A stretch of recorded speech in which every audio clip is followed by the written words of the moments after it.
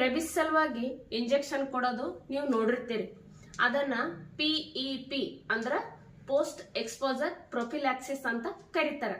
ಇದ್ರಾಗ 2 ಟೈಪ್ಸ್ ಬರ್ತಾವ. ಒಂದು ಇಂಟ್ರಾಮಸ್ಕ್ಯುಲರ್, ಇನ್ನೊಂದು ಇಂಟ್ರಾಡರ್ಮಲ್. ಮೊದಲು ನಾವು ಇಂಟ್ರಾಡರ್ಮಲ್ ಡೋಸ್ ನೋಡಮ್. 0, 3, 7, 28. 0 ಅಂತಂದ್ರ ಫಸ್ಟ್ ಡೋಸ್ ಕೊಟ್ಟಿದ್ದ ದಿನ ನಾವು ಅದಕ್ಕೆ 0 ಅಂತ ಕನ್ಸಿಡರ್ ಮಾಡ್ತಾರ. ಮತ್ತೆ ಇಂಟ್ರಾಡರ್ಮಲ್ ಏನದ, 2 ಕೈಗಳಿಗೆ ಅಲ್ಟರ್ನೇಟಿವ್ ಡೋಸ್ನಾಗ ಕೊಡ್ತಾರ. ಇಂಟ್ರಾಡರ್ಮಲ್ 0.1 ml ಕೊಡ್ತೀವಿ, ಮತ್ತೆ ಇದ್ರದ್ದು ಟೋಟಲ್ 4 ವಿಸಿಟ್ಸ್ ಇರ್ತಾವ. ಇನ್ನು ಇಂಟ್ರಾಮಸ್ಕ್ಯುಲರ್ ನೋಡೋಣ. ಅದರ ಡೋಸ್ ಬಂದ್ಬಿಟ್ಟು 0, 3, 7, 28. 14 ಒಂದು ಇದ್ರ ಎಕ್ಸ್ಟ್ರಾ ಆ್ಯಡ್ ಆಗಿರ್ತದ. ಇಂಟ್ರಾಮಸ್ಕ್ಯುಲರ್ ಏನದಲ್ಲ, ಇದು ಒಂದೇ ಕೈ ಕೊಡ್ತಾರ. ಇದ್ರದ್ದು ಟೋಟಲ್ ವಿಸಿಟ್ 5 ಇರ್ತಾವ, ಮತ್ತಿದು 1 ml ಕೊಡ್ತಾರ. ಈ ವಿಡಿಯೋ ಏನಾದ್ರೂ ಇಷ್ಟ ಆದ್ರೆ ಲೈಕ್ ಮಾಡ್ರಿ, ಶೇರ್ ಮಾಡ್ರಿ, ಸಬ್ಸ್ಕ್ರೈಬ್ ಮಾಡ್ರಿ. Thank you.